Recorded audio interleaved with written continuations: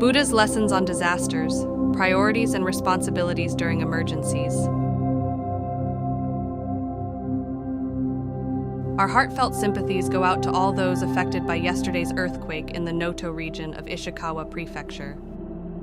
We sincerely wish for your safety and speedy recovery as you work hard to overcome this difficult period. Let us move forward with strength. The world we live in can be struck by unexpected disasters. Natural disasters, especially earthquakes, can suddenly threaten our daily lives, providing moments that make us reconsider what is most important. In such situations, it is very meaningful to consider how ancient wisdom can be helpful.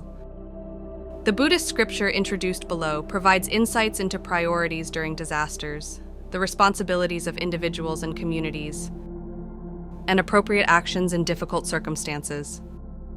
Through this story, we can learn lessons about how we should act when facing the emergency of a modern earthquake disaster, and what we should value most. Story: a fire broke out in the forest near a temple. A fire, set by a hunter, trying to drive out deer, spread through the grass and quickly burned down the forest. The fire, further fanned by the wind, finally approached right next to the temple. A monk who had gone out for alms saw the fire from afar, hurried back to the temple and brought out his own robes and bowl. When the monk looked back, the fire was blazing fiercely and quickly engulfed the temple. In a nearby village lived a devout man who had donated this temple. The man, surprised to hear that the temple had burned down, came in astonishment. And he asked the monk, who was standing still at the burnt ruins, "Excuse me, I am the donor of this temple, but has everything burned down?" No, thanks to you, we are safe. "Oh, that's good. Did you bring out the temple's belongings?" No, what I brought out were my own things.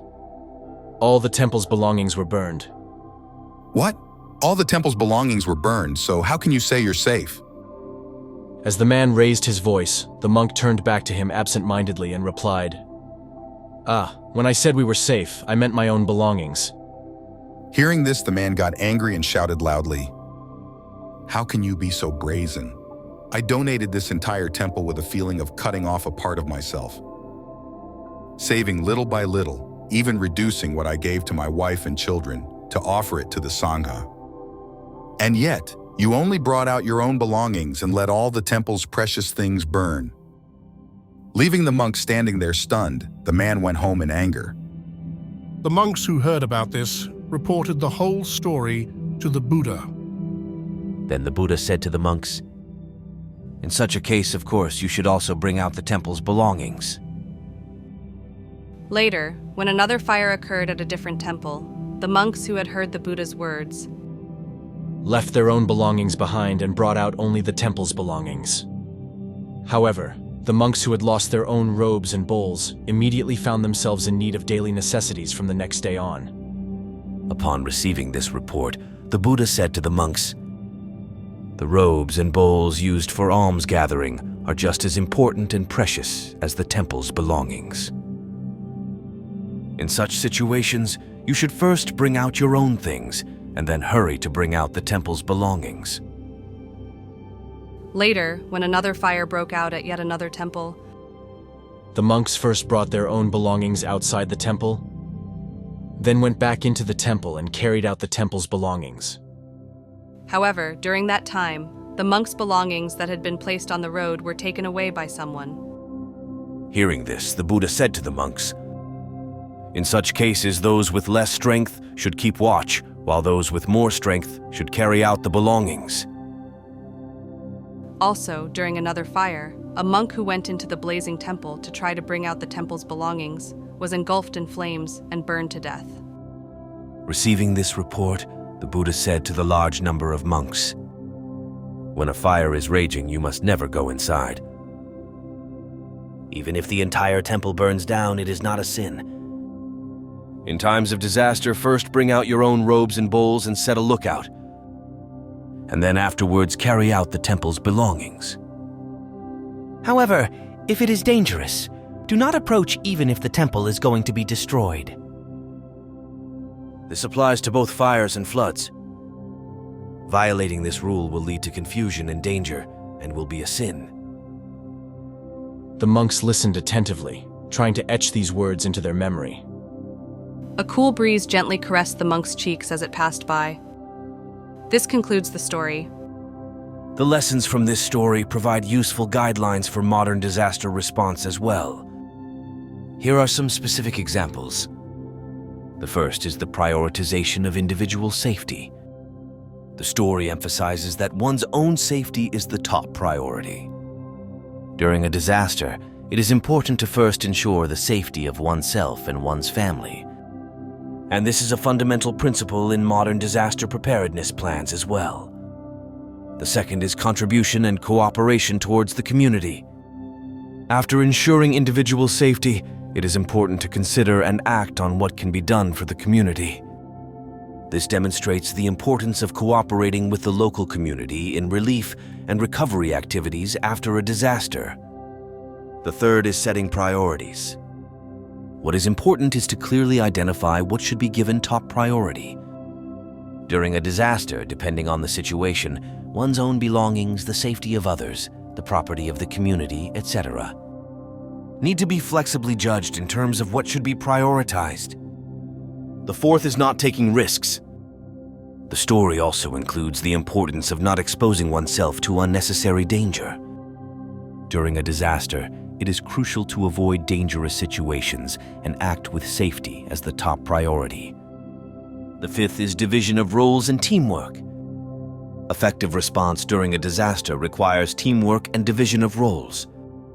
The story gives an example where those with less strength keep watch and those with more strength carry the belongings, reflecting the importance of cooperation and division of roles during a disaster.